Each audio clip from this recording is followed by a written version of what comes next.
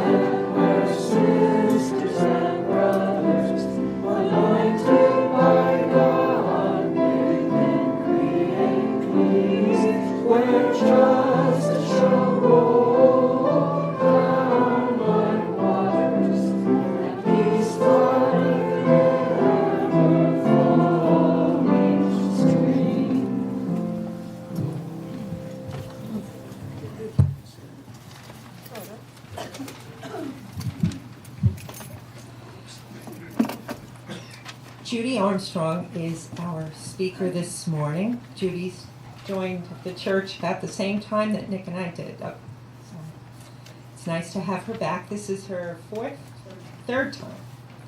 Okay, the title is Santa Lucia Day, Saints, Light, and Us.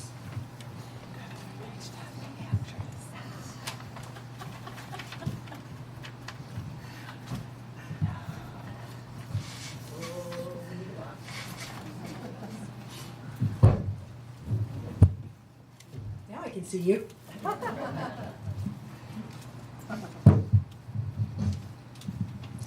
We started today's service with the Santa Lucia song and her story for the children. There are different versions of the legend. I chose the least gruesome for the children. Sometimes they say her light didn't go out because she burned forever, so yeah, we won't do that one. But in each of them, courage, goodness, and light are the themes. The feast is celebrated on December the 13th, which in the Julian calendar was the day that the early Norse celebrated their winter solstice. They did it with bonfires. Around 1000 A.D., the Italian monks who brought Christianity to Sweden incorporated St. Lucia's Day and her celebration into the pagan festival of light. And so it remains today. The celebration is meant to bring hope and light during the darkest part of the year. In the Christian cultures of the Northern Hemisphere, various Christmas traditions have incorporated solstice festivals of light, looking forward to banishing the cold, dark days of winter and looking forward to the returning of longer, lighter, warmer days. Light is a metaphor for all things good, those that bring hope and joy. Look at the songs in our culture that speak of love. You light up my life, you give me hope to carry on. You are my sunshine, my only sunshine. The trend carries through in our comic books even. Luke Skywalker wears white, Darth Vader black. The force of good will guide your lightsaber to fight the dark side. We speak of depression as a dark time in our lives, as a cloud hanging over us. The opposite is being lighthearted. A person who cheers us is a ray of sunshine. A bride on her wedding day, a new mom, these are described as radiant. We presume they are filled with hope and joy. We include the metaphor of light as signifying all things desirable in the idea of enlightenment. The term is used to describe the 18th century focus on science and reason in man's search for truth and understanding.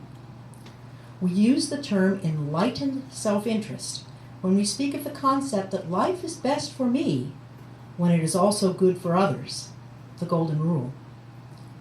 Religious figures through the ages have long been associated with light. One of the many appellations given to Jesus is light of the world. Most likely had its origin in the poetic first chapter of the Gospel according to John. In him was life, and the life was the light of the world, and the light shineth in the darkness, and the darkness graspeth it not. Both the Old and New Testaments of the Bible are filled with references of flame, as signifying the presence of the Almighty, the Holy, the Transcendent. Tongues of fire, a burning bush, a blinding light, a star in the east. We open our service with the lighting of the chalice. This is our holy space and time. Since the early years of Christianity, holy men and women, the so-called saints, have been associated with light. From ancient Greek icons to the statues in present-day churches, they have been depicted with halos of light encircling their heads, even those without Lucia's candles. Saints are a challenging topic for most Protestant Christians, let alone us Unitarian Universalists. The official designation comes from the Pope. It's traditionally been a long process, although the last two guys kind of fast-tracked it. First, the deceased holy person is declared blessed. Then testimony is taken from people of miracles, usually cures, attributed to them through prayers of intercession. Then claims of miracles are investigated before canonization can take place. The whole idea stretches credulity for most of us. Now, to be fair, Catholics do not, as some say, worship or pray to statues. The images are there to serve as reminders of that person and their attributes that we try to emulate. Not unlike the walls of remembrance in synagogues or war memorial statues on our National Mall. And praying for intercession is not a belief that the deceased saint can work miracles. It's more like asking those now presumed to be in the presence of the Almighty to put in a word for you with the big guy, like a job reference. The miraculous cures themselves are attributed to God alone. Yet over the years, the special powers associated with particular saints has gotten pretty far-fetched. I don't see why St. Anthony would have any concern for where I put my keys, or why St. Christopher, medal on the dashboard, will keep me safe on the road, especially if I'm inebriated. And where could the idea possibly have come from that burying a statue of St. Joseph upside down in my yard will help me sell my house? It works, I'm sure. I wouldn't even think of trying it. It seems so sacrilegious if nothing else. Many of us in this community either reject completely or struggle with the concept of any sort of deity. So I'd venture this traditional concept of sainthood is just so much more hocus pocus. Yet we've probably used the word in a descriptive form in our daily lives. The way a non-believer might still text, OMG, or when we slam our finger in the door, we might mumble a goddammit, okay? But these are casual references, figures of speech, devoid of any literal meaning. Could there be some value in the concept of saints that falls somewhere in between the traditional and the casual? For me, there is. It's very much tied to striving to live the Unitarian Universalist principles and the Golden Rule.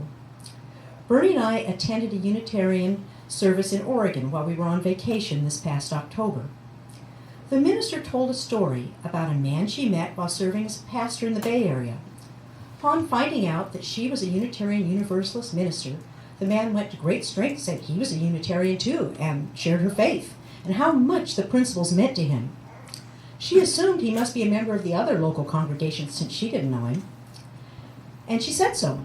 To which he responded, "Oh, no, I don't belong to a fellowship or anything. I just believe what you do." The point of her homily was that liking the principles, or even trying to adhere them on your own, is all well and good, but it does not a Unitarian Universalist make. It's not something you do from your armchair. You can't do it alone. She said that the principles are twofold: those that emphasize the individual search for truth and meaning, and those that emphasize community. They go together. For me to strive to live the principles, I need you. I need to be here with you. You challenge me to stretch myself, to do things that take me out of my comfort zone, like standing here with wobbly knees right now, to take risks where I'm by nature fearful. I don't even like to have a balance on my credit card, let alone give a little more than I think I can afford. And to be more generous with my time, my talent, and treasure that I might otherwise be. This brings me to the other concept of saints from my Catholic background, that of the communion of saints. That is us, and all men and women of goodwill who have preceded us. This is the idea of saints that I still find valuable. The idea that we're all connected to each other through space and time. We can be inspired by the examples of goodness provided by those who have gone before us and those who are here with us now on our life journey. Probably St. Francis of Assisi is the traditional saint most of us have some degree of familiarity with. Jim Wallace, a liberal evangelical theologian and the publisher of Sojourners magazine, once wrote that St. Francis of the Birdbath endures as one of the worst caricatures of history. Francis was born into privilege. He chose poverty. He chose to live among the poor and the outcast, not in a self-flagellatory fashion, but with love and joy and humor and grace.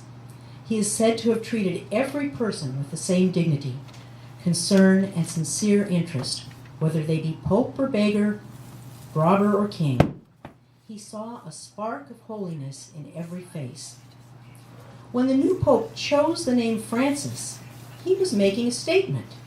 This is who I want to emulate. This is how I want to lead my church.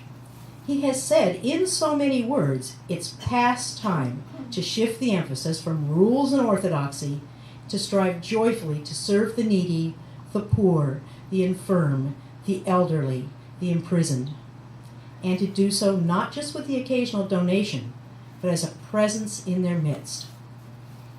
I was talking this week with the young man who had let Mario stay at his house while we were in Montana last weekend. He said, "I love Pope Francis. I'm a Quaker, but he's my Pope too, my inspiration."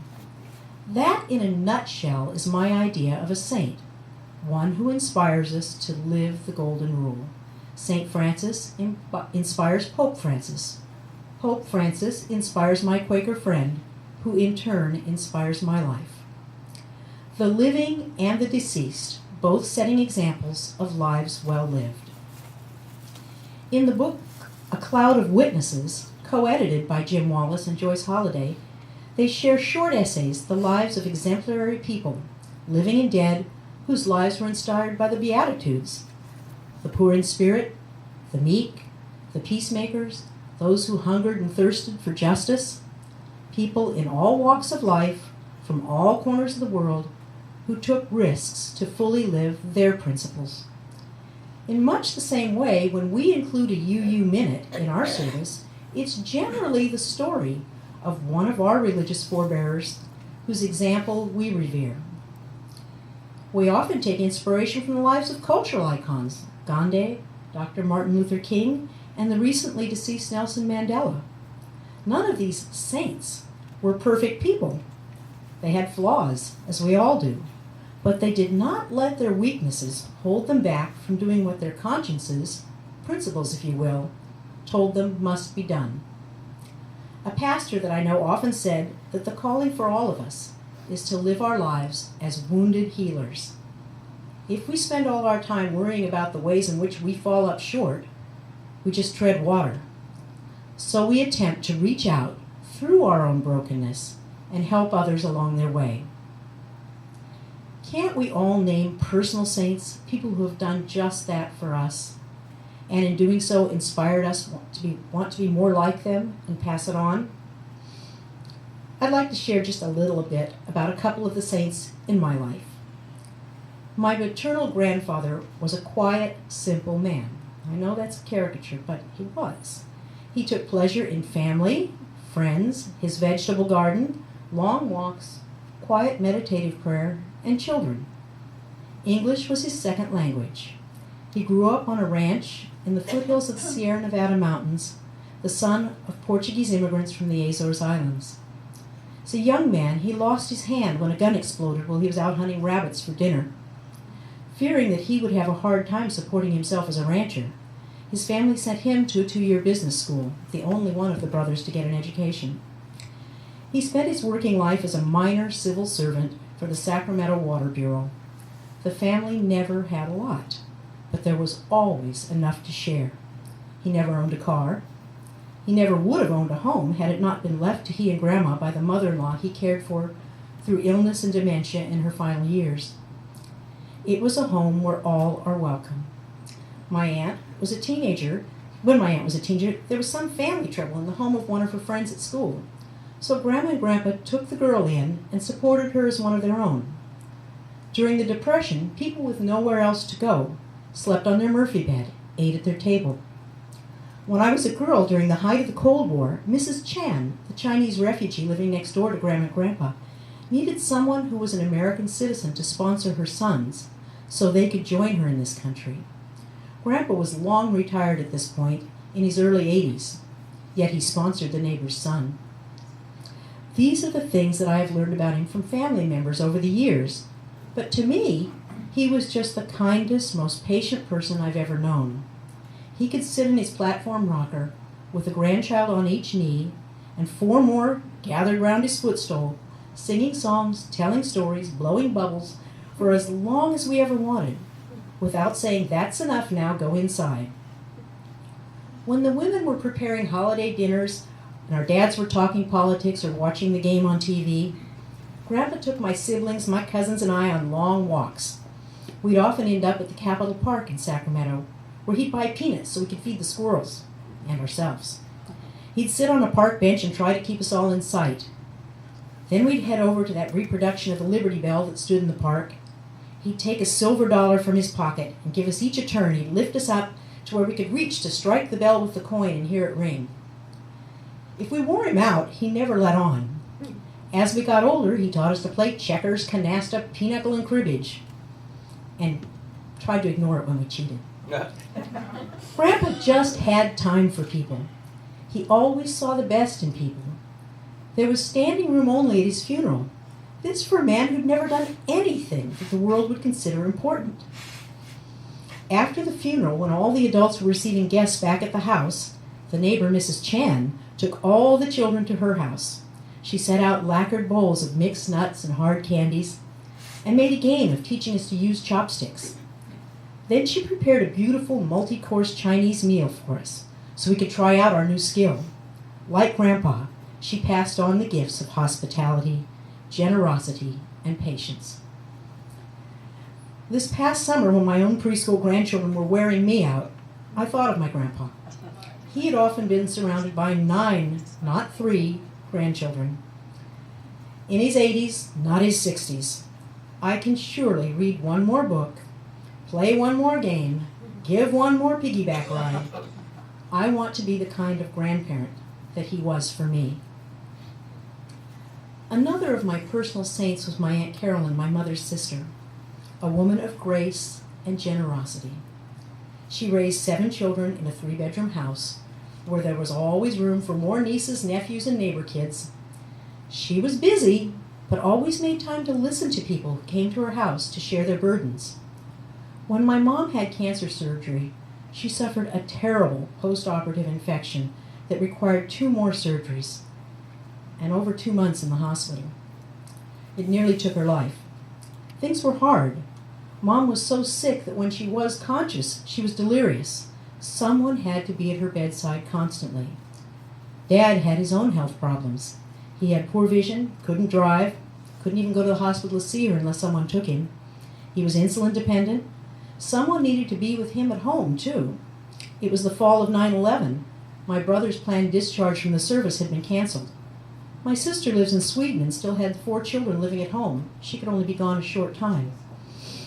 When I had been awake for 72 hours straight, my 75-year-old aunt, who had survived her own bout with cancer, said she was flying up to help. She stayed for a month and a half. We tag-teamed each other. Around the clock, one at home caring for the house, the cooking, and Dad, the other sleeping by Mom's bed in the hospital. I was not yet 50 and exhausted. She must have been completely drained, but she never once complained, and she buoyed my spirits with humor and compassion and was there when I was frightened. It was leukemia that took her 3 years ago. In hospice care in her own home, the visiting nurses and housekeepers who came to help said that it was she who brightened their days. She was always, to the end, looking outwards, seeing the need in others for a kind word or a compassionate ear. When I think that I don't have time for someone, I stop and ask myself, what would Carolyn do? Maybe the reason I look to these 2 relatives as personal saints at this point in my life is that I find myself searching for examples for how I will age with grace and compassion, still be useful in the world. As a young wife and mother, I might have looked at different examples. So I ask you now to take a moment and reflect to those who are or have been your personal saints. I'm sure you all have them. Some, no doubt, are in this space with us today. How do they inspire you to stretch yourself, to more fully live your principles, to walk your talk? Here in this space, we do that for each other. Having different gifts, we help each other to grow in different ways. And hopefully we leave here each Sunday inspired by our time together to bring a little more joy, a little more kindness, a little more light into the lives we touch throughout the week. So as they say in the dismissal rite from my religious heritage, we must go forth in peace to love and serve the world. And let your light shine. Thank you.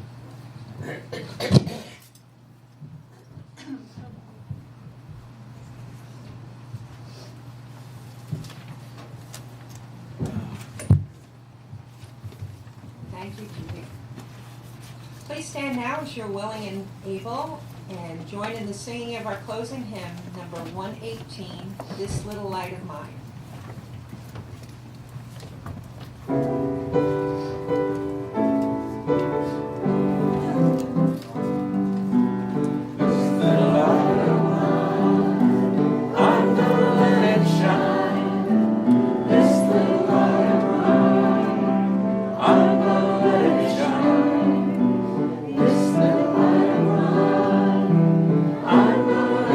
Shine, let it shine, let it shine.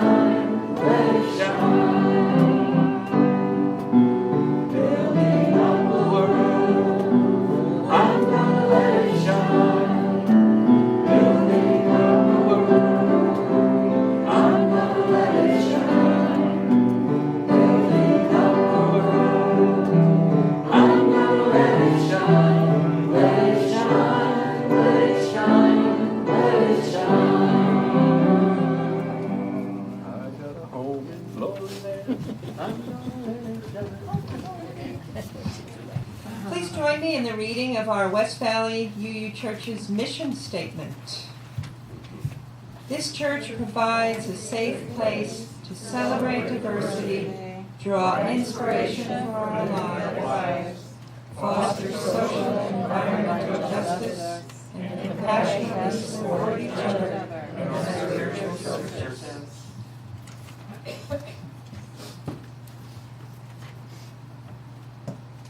Okay, and our closing words. A lifelong sharing by Mother Teresa. Love cannot remain by itself. It has no meaning.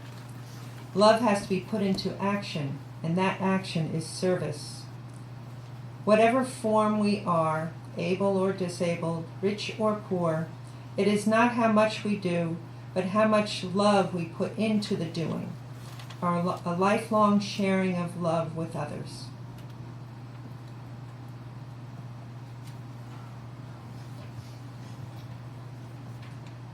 Our postlude is a familiar piece offered by Rocky and Wayne. Thank you for being with us this morning.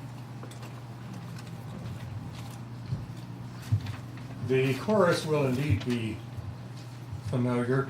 The verses, not so much, because they have a more Unitarian bent to them than the traditional verses. So I'm going to do the chorus and you all join in, please. I don't want to see anybody sitting still with their mouth closed. And then I'll do a couple of verses and then we'll do the chorus together again and continue that way to the end. Thank you.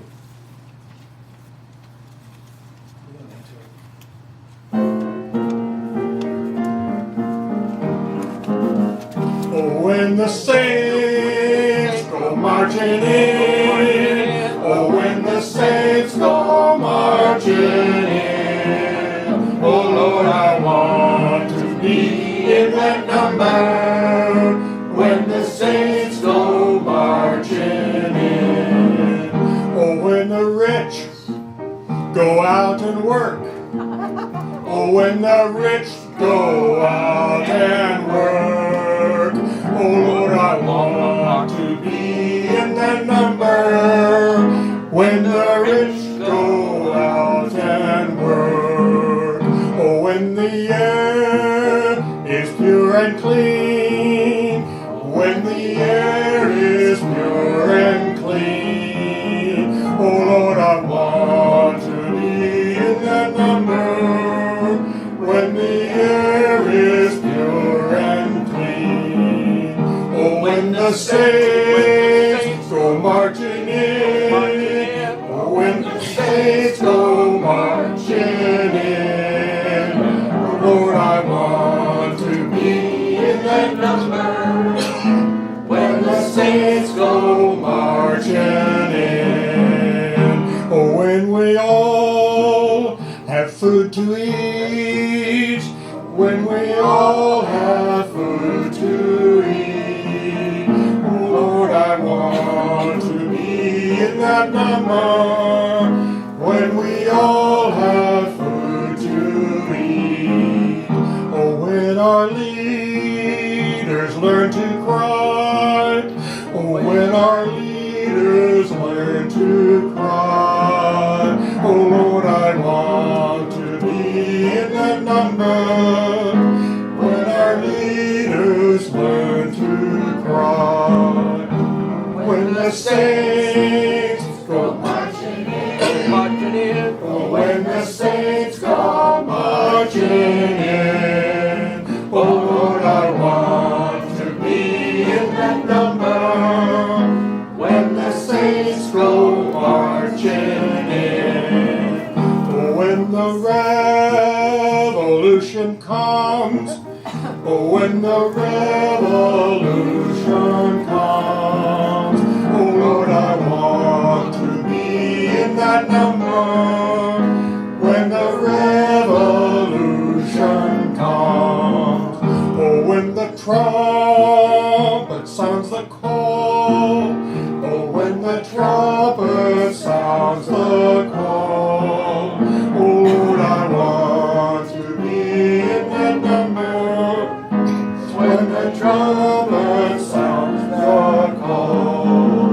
Oh, when the saints go marching in. Oh, when the saints go marching in. Oh, I want to be in that number. When the saints go marching in.